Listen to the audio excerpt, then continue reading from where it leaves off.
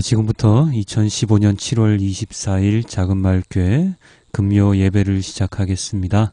마태복음과 함께하는 작은마을교회 금요 예배, 우리 함께 찬양으로 함께 하도록 하겠습니다. 다 함께 찬양하십니다.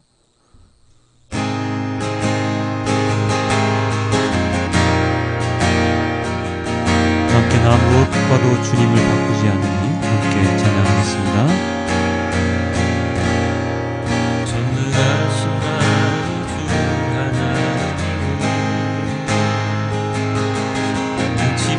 하실 일 전혀 없네. 우리의 모든 간구도, 우리의 모든 생각도, 우리의 모든 꿈과 모든 소망도 진실하신 나의 주 하나님은 우리의 모든 괴로움 바꿀 수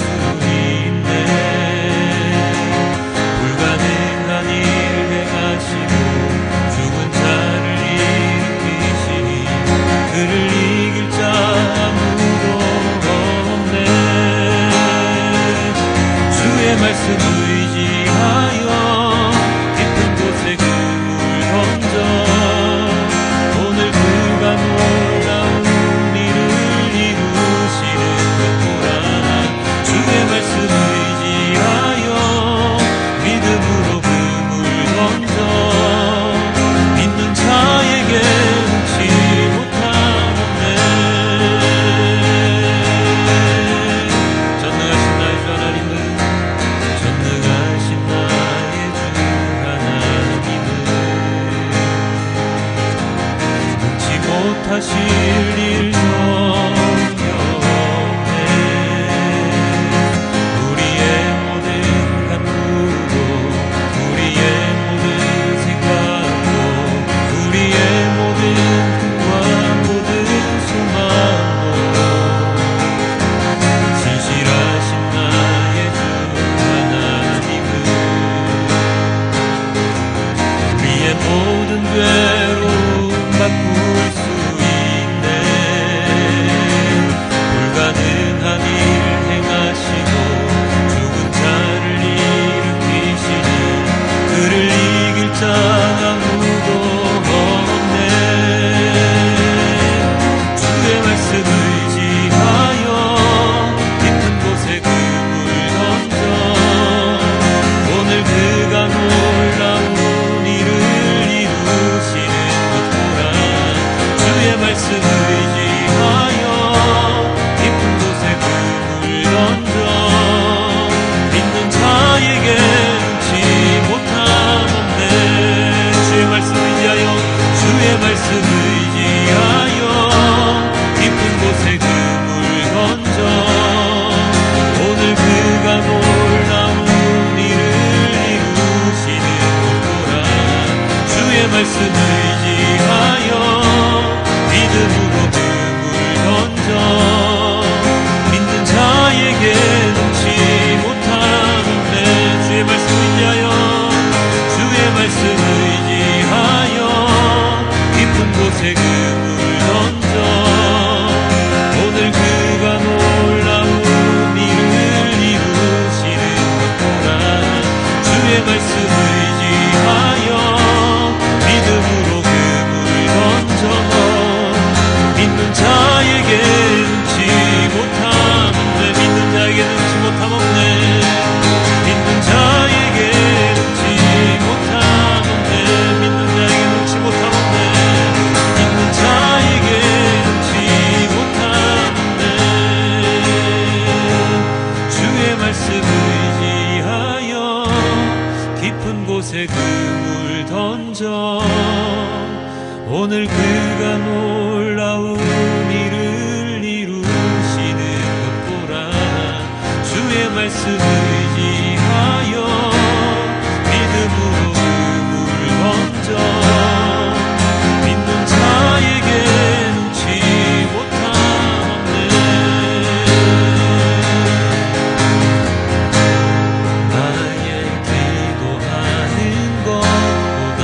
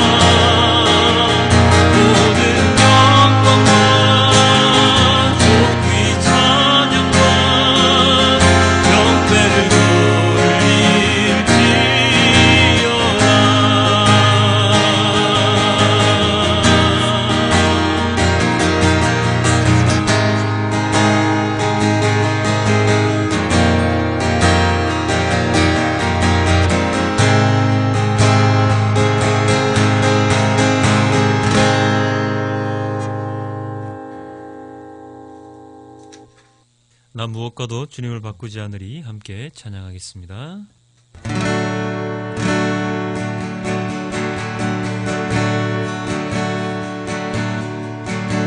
나 무엇과도 주님을 바꾸지 않으리 다른 어떤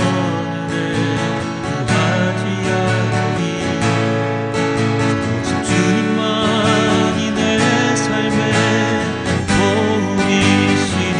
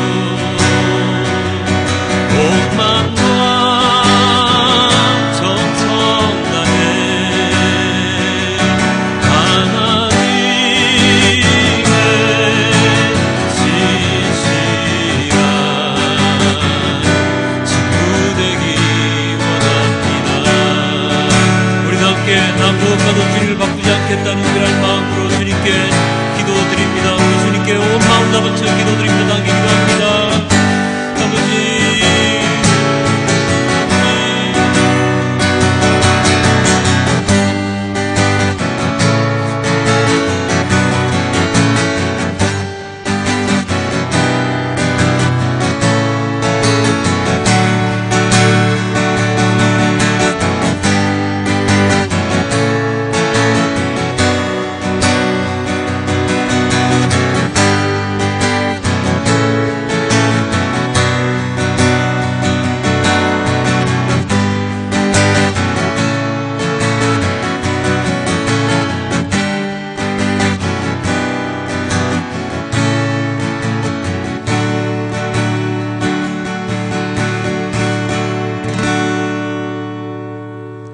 아멘.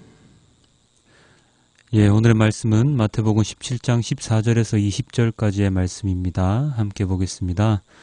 그들이 무리에게 이르매 한 사람이 예수께 와서 꿇어 엎드려 이르되 주여 내 아들을 불쌍히 여기소서 그가 간질로 심히 고생하여 자주 불에도 넘어지며 물에도 넘어지는지라 내가 주의 제자들에게 데리고 왔으나 능히 고치지 못하더이다. 예수께서 대답하여 이르시되 믿음이 없고 패역한 세대여 내가 얼마나 너희와 함께 있으며 얼마나 너희에게 참으리요 그를 이리로 데려오라 하시니라. 이에 예수께서 꾸짖으시니 귀신이 나가고 아이가 그때부터 나으니라. 이때에 제자들이 조용히 예수께 나와 이르되 우리는 어찌하여 쫓아내지 못하였나이까. 이르시되 너희 믿음이 작은 까닭이니라. 진실로 너희에게 이르노니 만일 너희에게 믿음이 겨자씨 한 알만큼만 있어도 이 산을 명하여 여기서 저기로 옮겨지라 하면 옮겨질 것이요 또 너희가 못할 것이 없으리라. 아멘.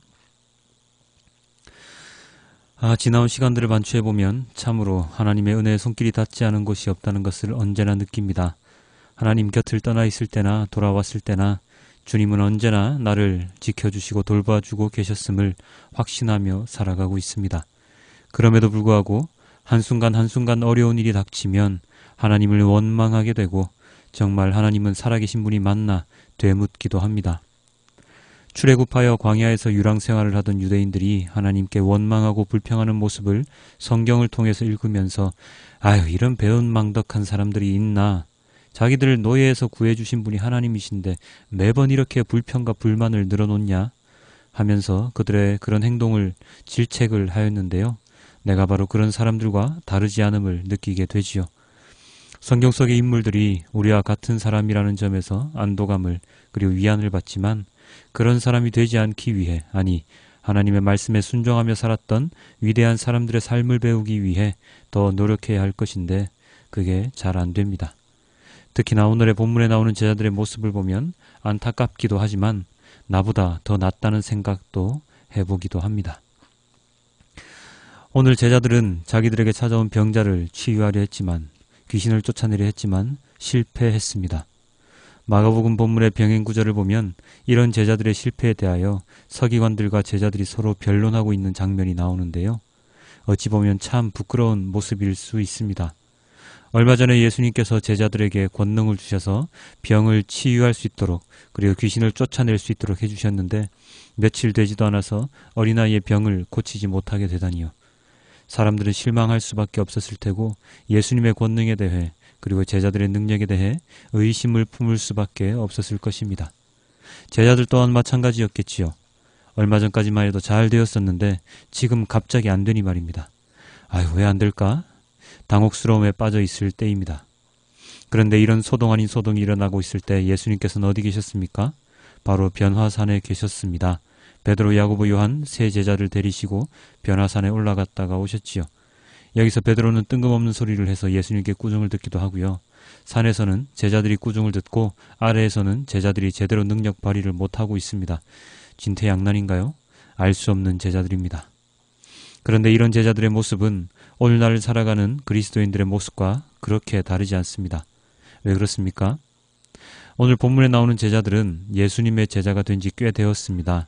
나름 예수님을 믿고 따르는 자들이고 병을 고치고 귀신을 쫓는 능력까지도 가지고 있던 자들이었습니다. 그런데 시간이 흘러 그들은 점점 자신들의 능력에만 의존하게 되었나 봅니다. 즉 예수님께서 주신 그 능력을 제대로 이해하지 못하고 어떻게 사용해야 하는지도 제대로 알지도 못하고 왜 그런 능력을 받았는지 알지 못하고 어쩌면 그냥 주술사처럼 마술사처럼 자신들의 능력을 사용했을지도 모릅니다. 그러면 어떻게 됩니까? 인간은 교만과 자만이 가득한 존재이지요. 거들먹거립니다. 처음을 까맣게 잊게 됩니다. 예수님께서 처음 그들을 파송하셨을 때의 말씀과 상황을 잊고 자아도취에 빠져버리게 됩니다. 그래서 진짜가 무엇인지 알지 못하게 됩니다. 우리는 교회에 나옵니다. 예수님을 믿습니다. 회심을 합니다. 회개를 하고 세례를 받고 직분을 받습니다. 열심히 그렇게 교회 생활을 합니다. 그런데 가면 갈수록 점점 신앙이 옅어지는 것을 느끼게 됩니다. 교회에서 떠도는 말 중에 이런 말이 있죠. 기도응답을 가장 잘 받는 사람은 바로 초신자라는 말입니다. 저도 들었고 많은 사람들이 알고 있는 말인데요. 이 말을 뒤집으면 어떻게 됩니까? 믿음 생활을 오래 한 사람일수록 기도 응답이 없다는 뜻이겠지요. 무슨 뜻입니까? 믿음 생활을 오래 했는데 제대로 된 믿음 생활을 못하고 있다는 뜻입니다. 오늘의 본문에 나오는 제자들의 모습을 보지요.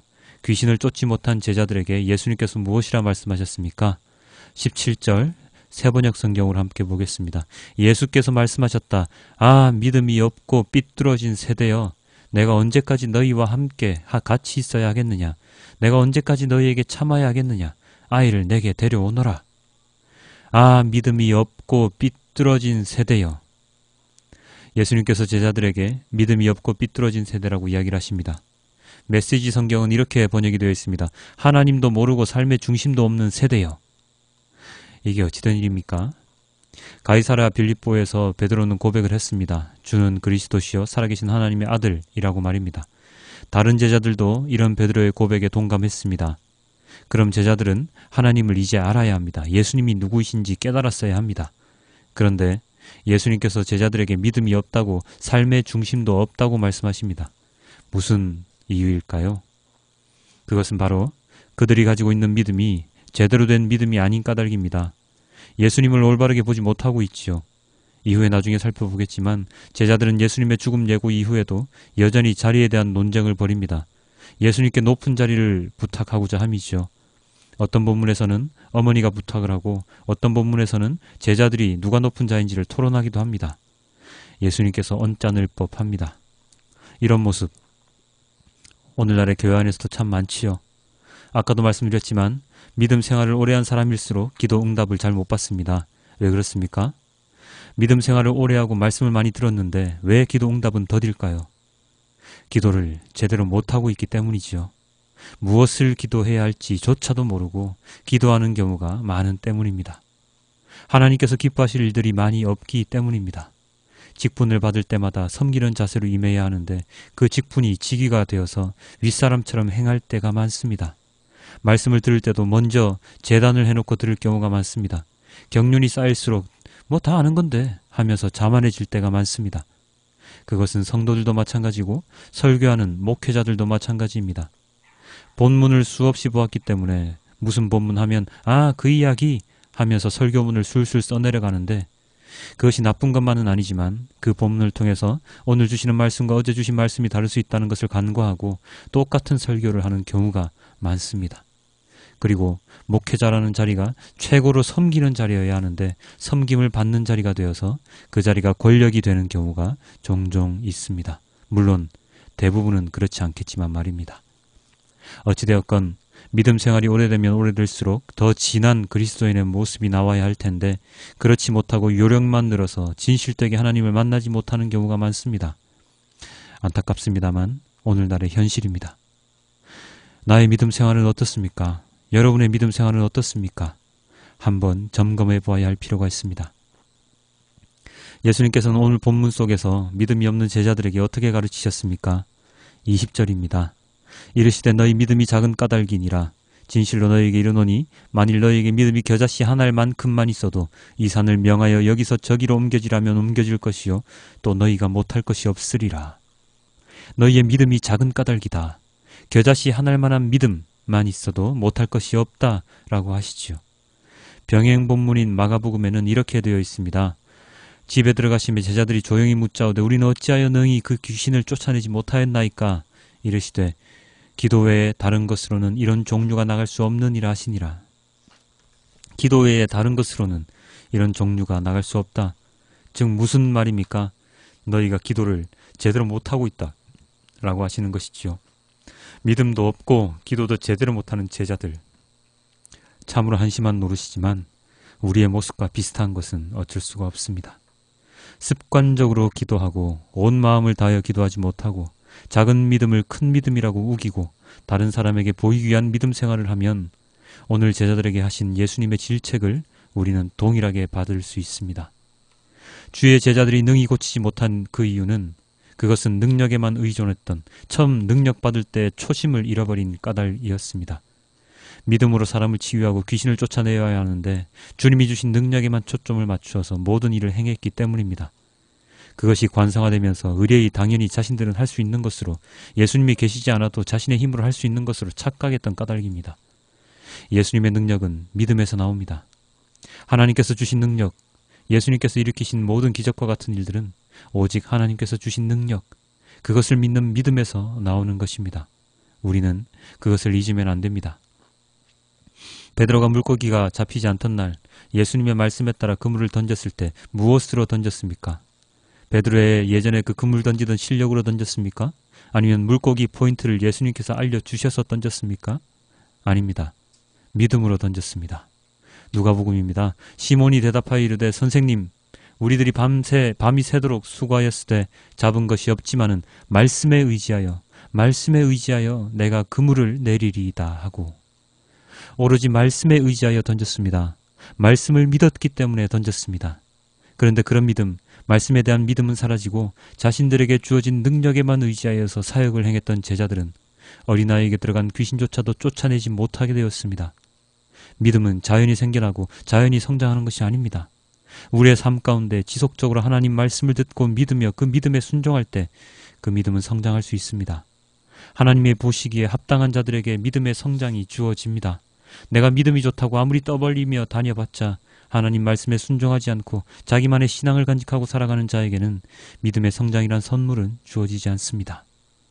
우리가 착각하는 것 중에 하나가 바로 교회에 열심히 다니고 봉사 열심히 하고 헌금 열심히 하면 자연히 믿음이 성장하는 것이라는 생각이지요.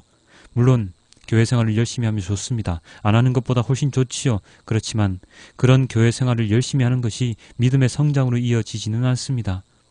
믿음은 하나님 말씀을 제대로 이해하고 말씀에 순종하고 세상 사람들과 구별되는 거룩한 삶을 살아가고, 그리고 그렇게 이해되어진 깨달아진 하나님의 말씀을 다른 영혼들에게 전할 때, 그래서 그 영혼들이 하나님 곁으로 다시금 돌아올 때에 나의 믿음이 함께 성장할 수 있습니다. 나의 능력이 아닌 하나님의 은혜로 가능한 것이지요.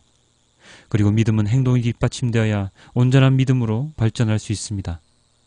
그렇지만 제자들은 그것을 제대로 이해하지 못한 상태에서 예수님의 제자 생활을 하고 있었습니다. 그것을 우리는 성경 본문을 통해서 잘 알고 있습니다. 아니, 몰랐다면 오늘 말씀을 통해서 우리는 알게 되었습니다. 그렇다면 어리석은 제자들처럼 우리는 행동하지 말아야 합니다. 왜요? 우리는 배웠으니까요. 알고 있으니까요. 그렇다면 우리는 어떻게 해야 합니까? 믿음 생활을 오래 하신 분이라면 처음 예수님을 영접하고 말씀을 받아들일 때의 기억을 기억해 내십시오. 내가 무엇 때문에 예수님을 믿게 되었는지, 그리고 어떤 기도를 드렸었는지 잘 생각해 보십시오. 그때의 믿음 생활과 지금의 믿음 생활은 어떻게 변했는지, 어떻게 다른지 잘 생각해 보십시오.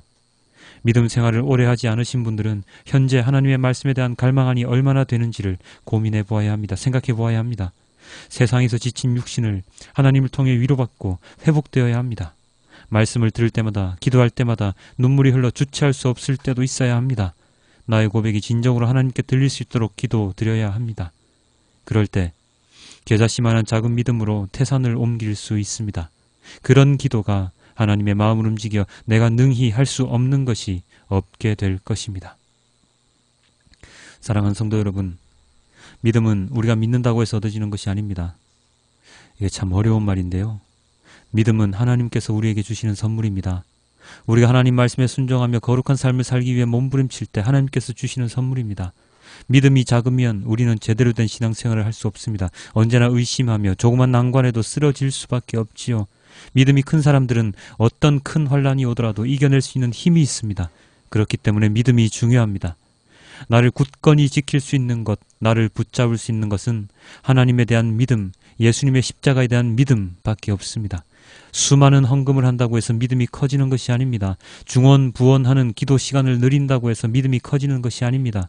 오직 말씀을 믿는 것, 말씀에 순종하는 것, 말씀에 의지하는 것, 그것만이 믿음을 성장시킬 수 있는 가장 중요한 원동력임을 우리는 잊지 말아야 할 것입니다. 믿음이 성장할수록 우리는 겸손해지고 낮아지고 예수님의 십자가를 온전히 질 수 있는 사람으로 변화할 것입니다. 여러분은 자신의 믿음의 분량이 어느 정도인지 가늠이 되십니까?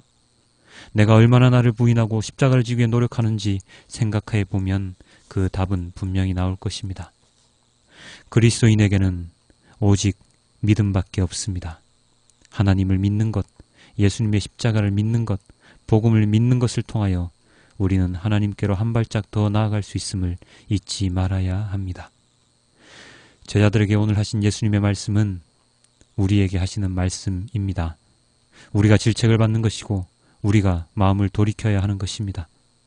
따끔한 예수님의 충고를 잊지 말고 더욱더 믿음이 성장할 수 있도록 말씀에, 기도에, 그리고 예배에 충실한 우리 모두가 될 수 있기를 주님께 기도드립니다.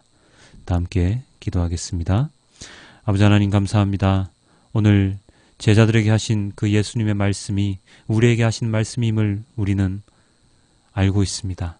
믿음이 너무나도 작아서 조그만 돌부리에도 걸려 넘어져 하나님 아버지의 말씀을 따르지 아니하고 세상의 것들에 따라 살아가는 우리의 모습이 현재를 살아가는 우리의 모습입니다.